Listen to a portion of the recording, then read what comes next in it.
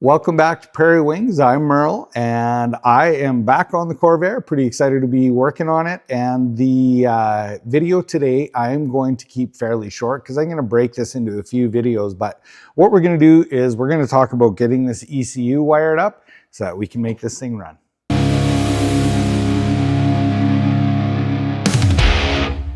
I guess first of all, what I need to do is get you caught up to where we're at. What I've done is I have built all of the components and I have mounted the ECU. So I basically have taken and built a little box that bolts into the car, and it's going to hold my new fuse panel.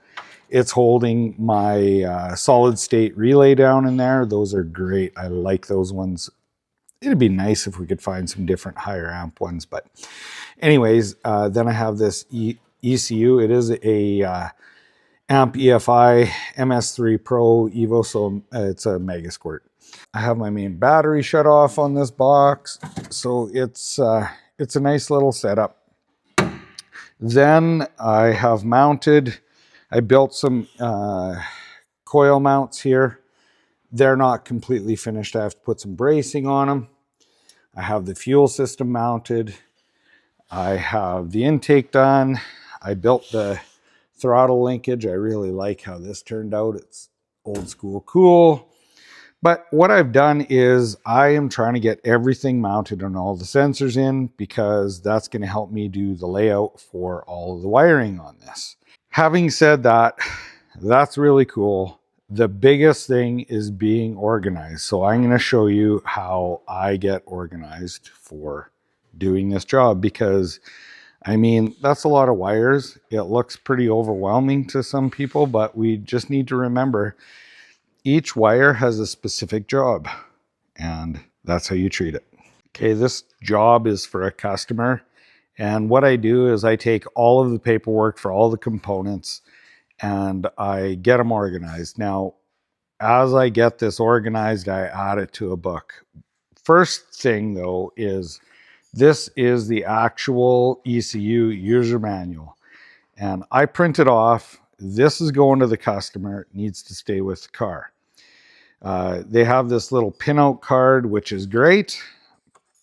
It tells us exactly the white connector, the gray connector, as you would see on the ECU.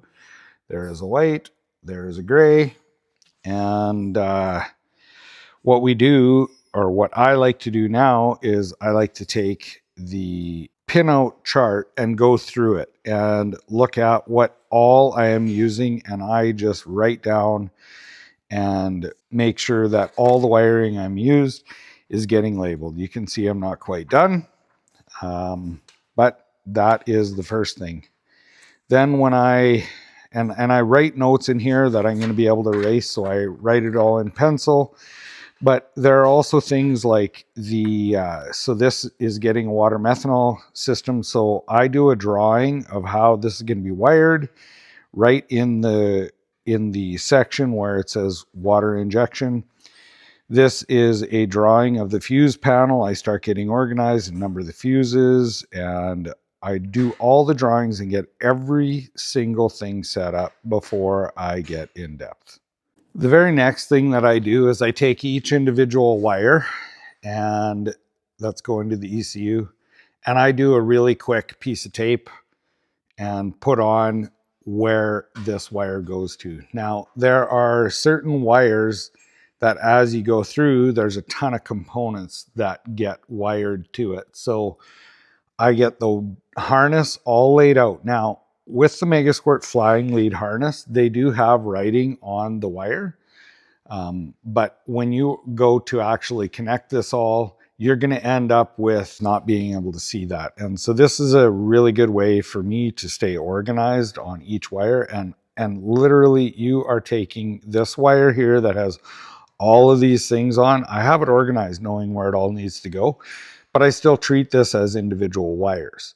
So there's going to be a lot of joints in this wire. So this is your sensor return, your sensor ground. And then going to each component, I have it laid out and drawn in the book, like this is the coils.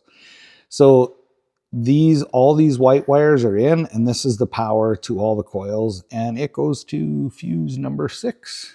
Sticking with the coil example, if you look, if I go through this here, I find the coil that I have. I'm using LS style coils. I want to highlight that so that we know the next page carries on. So this is a bit of a description. Then here's the pinout on LS style coils. And what I've done is written down exactly where all of this is. And then I have references like see page 34 and 47. So on page 34 is the pinout chart, and then page 47 is actually the next page, and you can see the diagram of how this is here. This is my diagram. This is an example. And then we go on to other sensors here too. I'll grab something. I'm not sure why I said sensor. I'm dealing with outputs right now, but what I have is the next one I'll use an example of is the IAC motor. Now there's a bunch of different kinds of IACs. The book gives a good description of what and how to figure out what IAC you have. I happen to know what IAC I have. I'm using one off of a Ford Mustang, Ranger, or whatever. Anyways, and I know that it is a 2-wire with no diode. I have the description of where the wiring goes for it, and it's a pulse width modulated IAC valve. Now, this output, I am going to be able to easily wire in, and if you look here, you can see that this is a pigtail. I can't get all of the pins to be able to pin all this the way I would like, but most of the like the coils and sensors and so on, like some of the sensors I'm gonna have to put plugs on, but a lot of them I have pins for.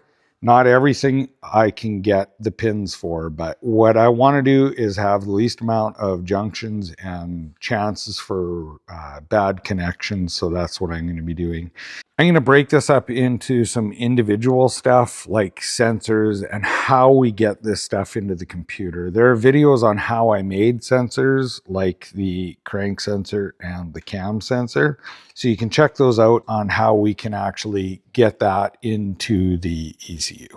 I am really hoping that the organization part, that's what this video is about, is going to help you be able to get everything wired in. There's no way I can video how long this is going to take. This is a long process, but when I get into the more detailed things like getting these individual sensors and so on into the ECU, I really appreciate you taking the time to watch.